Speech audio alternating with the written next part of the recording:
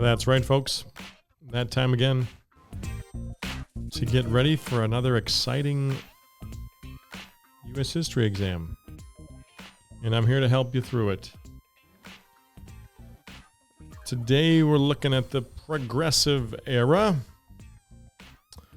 And I'm going to run through the nice outline of things that are going to show up tomorrow on your test.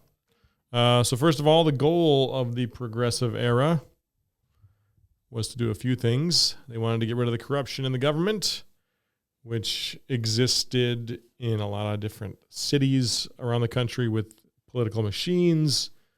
We saw that there was a lot of political patronage going on where people would get hired or put into certain positions for political support. They wanted to make sure people had more of a voice. They also wanted to get rid of a bunch of monopolies or try and prevent them from overtaking industries and getting all the benefits instead of spreading things around a little bit more. They were interested in improving social conditions for people because now they had kind of given up on the idea of social Darwinism, realizing that, oh, wait a minute. If you're born poor, it's possible that you're not a complete piece of garbage and that you might need some basic necessities to improve your life a little bit. So they aimed at making things better for people across the spectrum of society in the United States. And they started to get involved. The government started to get more involved into just all sorts of parts of life, like the economy and other things like housing and education and food, and making sure that people were being looked out for. That's kind of the big idea behind the progressive movement, kind of the opposite of the Gilded Age, where people were just used for their labor and taken advantage of and fed things that weren't necessarily good or healthy or safe. So we'll start with one of the big changes in this period of the 1900s, where we get some labor organization going on. You get some big labor unions founded in this time period. You get the American Federation of Labor, the AFL, and that is for skilled workers, so people that have trade experience or experience in the trades, like carpenters, electricians, things like that. So they were together. They were worried about getting better pay, better conditions, better hours, things like that. And then you also have a little bit more of a radical union known as the IWW, not the International Worldwide Wrestling Organization, but they were the Industrial Workers of the World. And their approach was a little bit more radical because they were looking not to just get higher wages and better hours. They were looking to abolish capitalism. Pretty big goal there. And they included all kinds of workers, unskilled, women, immigrants, people of color, and that was what made them so radical. They included everybody, and they were looking to really shake up the system for the workers of the world, and obviously mostly the United States. But those were the two big ones of this time period. One a little bit more selective and focused than the other. Also, during this time period, one of the events that was super important in getting people behind these labor unions and making them more successful was the Triangle Shirtwaist Factory fire, where these young women garment workers were basically locked in to their sweatshop, and a fire broke out, and they weren't able to get out, and they all died, and that made people realize, like, maybe we should let the people have a little bit of a break, or, the ability to leave the room if necessary. So that was a big deal. That was in 1911 when that one happened. And those unions, though, were formed before that. Let's see what else is going on here that we got to talk about. We got to talk about the presidents of the time period. So you've got the first one up. We got Teddy Roosevelt, who had a policy or a domestic agenda called the Square Deal. That was, once again, to help out the people. He was into conservation, saving the forest, and he was also into trust busting, breaking up monopolies in the country. We have William Howard Taft, who was also into trust busting, and his foreign policy was dollar diplomacy. We'll get into all these a little bit more here shortly. We also had Woodrow Wilson, who had the domestic idea of new freedom. He ends up being responsible for the Federal Reserve and the Clayton Antitrust Act. The thing that all three of these guys had in common, though, was trust busting. They were all willing to break up monopolies, some more than others, but that was kind of a general vibe of the time. Also, all of them into economic regulation and conservation as well. So those three things were all shared among the progressive presidents, no matter if they were Democrat or Republican. This was a time period where there was kind of a split in both parties with those ideas. So there was conservative wings of both parties, and then there was the progressive wings of both parties as well. And these three, I mean, mostly Roosevelt and Woodrow Wilson were found on the progressive ends of things, with Taft being the most conservative out of the three. But they were all looking to change things a little bit. Political reforms of the time that are pretty important. We've got a bunch of amendments that get passed. You've got the 16th Amendment, which dealt with federal income tax, which obviously was put in place because you had a lot of billionaires around that could definitely chip in to the pot that would help out the situation. You have the 17th Amendment, which is put in place to make things more democratic in the country. Instead of state legislators and party bosses picking your senators for the federal government, now it was going to be up to the people. And then they also put into place as well the primary system to elect your presidential candidate for major parties. And that was just a result of the political parties realizing that they need to make things more democratic so that they can have more people behind them in the general election. Well, there's obviously one that kind of highlights this issue in the progressive era. You've got the 18th Amendment, which was a result of the temperance movement, who thought that a lot of society's ills, domestic abuse, homelessness, just overall social issues, was all because of alcohol. And they got that passed to ban alcohol. And then the 19th Amendment was the right for women to vote. So those are kind of the main amendments of the period. Other regulations that get put in place, we talked about the Clayton Antitrust Act earlier. That was a big one. It improved on the previous Sherman Antitrust Act. This time it focused the law onto corporations themselves instead of labor unions. So it exempted labor unions from trust busting. You also have the Federal Reserve Act, as mentioned earlier, under Woodrow Wilson, which stabilized the banking system and gave the government a little more control over the money flow in the country. And other reforms, social reforms, we had the prohibition, like I just said, which was the banning of alcohol. We had the Meat Inspection and Pure Food Act, or Pure Food and Drug Act, my bad, that was inspired by the book The Jungle, where they described, dead rats in the food and rotten meat getting sprayed with chemicals and people using the 20-minute rule instead of the 5-second rule with the meat that was on the floor. fingers in the meat. It's a lot of really unsanitary practices. So they passed those laws to make sure that was all on the up and up. At this time, that guy, Upton Sinclair, is the guy who wrote that book, The Jungle. He is known as a muckraker, which was kind of the idea of investigative journalism.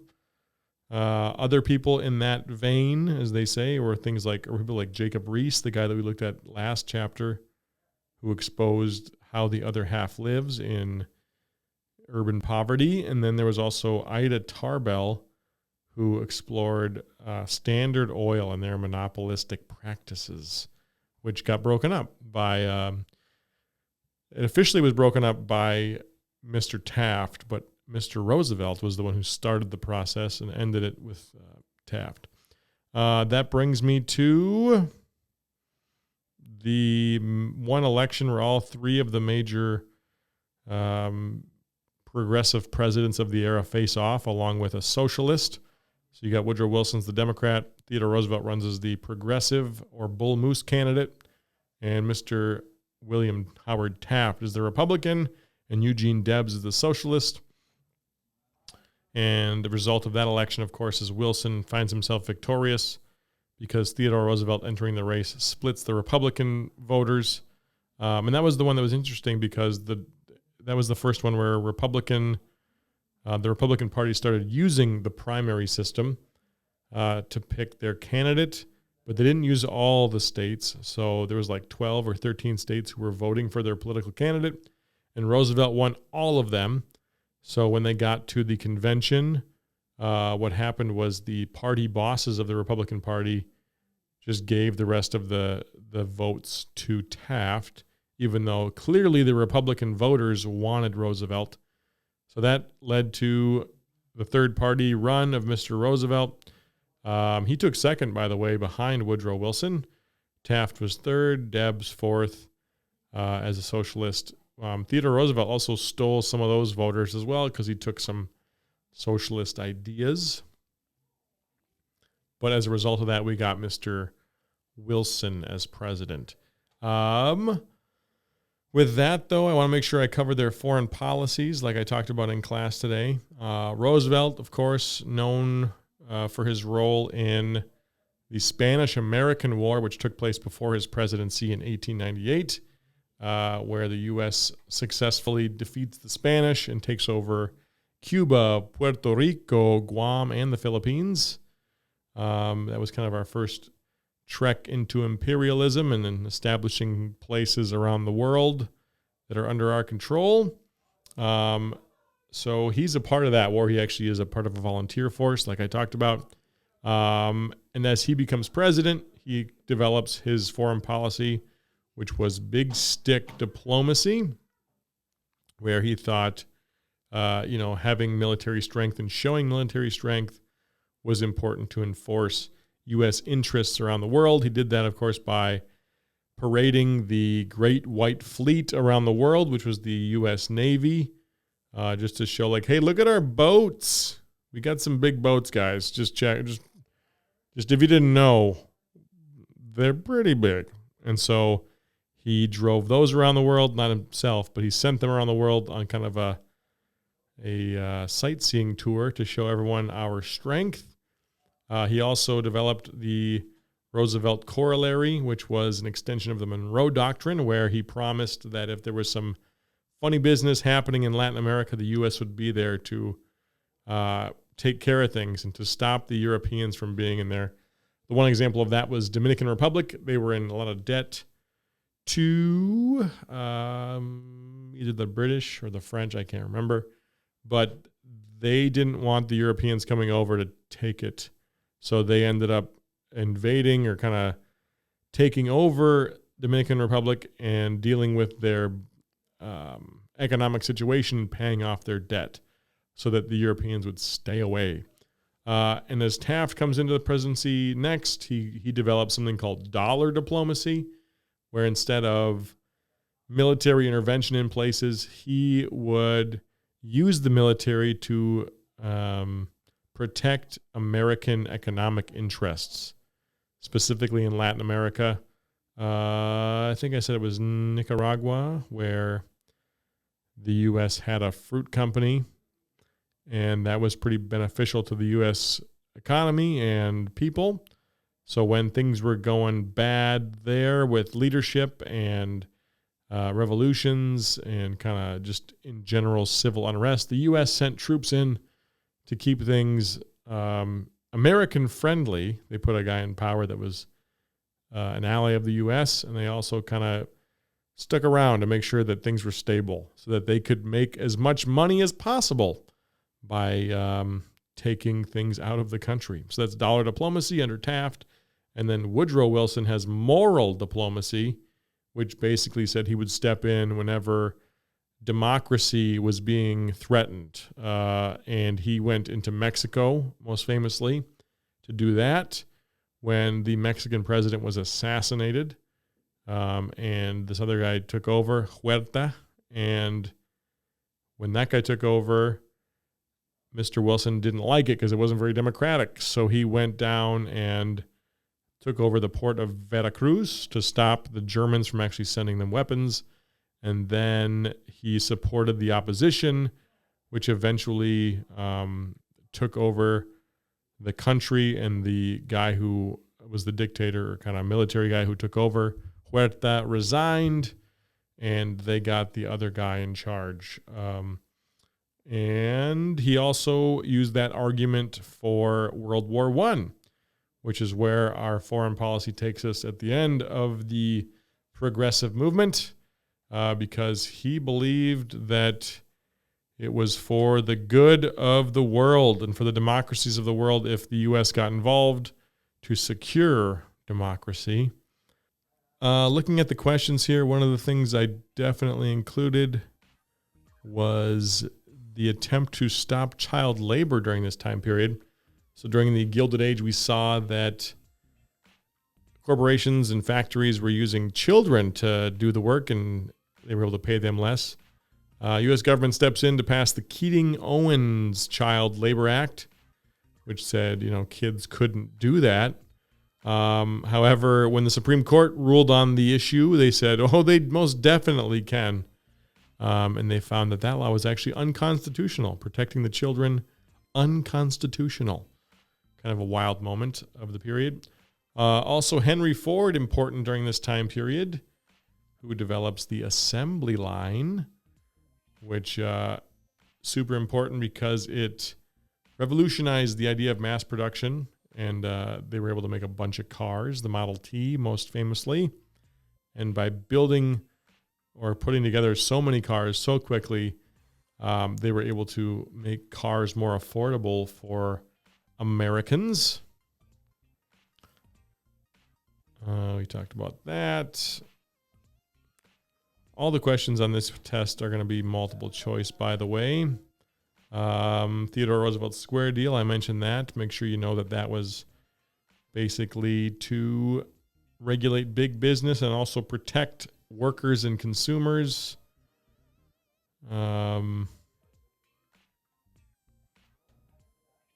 Looks like we covered everything. If you aren't comfortable with what I've talked about so far, maybe, or you're not feeling prepared, look through your notes. Look through the Fix the Problem key. And you should do just fine. Know what all the president's foreign policies were called, and their domestic policies as well. One that's kind of weird. So Roosevelt had the Square Deal when he was president. When he ran the second or the third time in 1912, he had something called New Nationalism that he was running on, which was an even stronger federal regulation of business and a lot more welfare for society.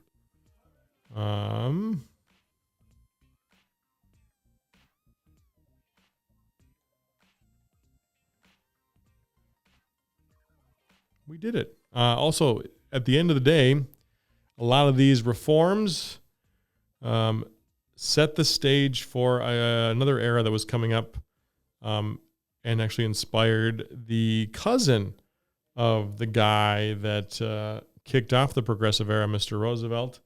And that was his cousin, distant cousin, Franklin Roosevelt, who would eventually be responsible for the New Deal. So a lot of the progressive reforms inspired the New Deal, which was coming up as a result of the Great Depression. So know that, because that one is definitely the last question I wrote on the test. I think I covered it all. 22 minutes, not too bad. Good luck. You got this, 100%. Yeah.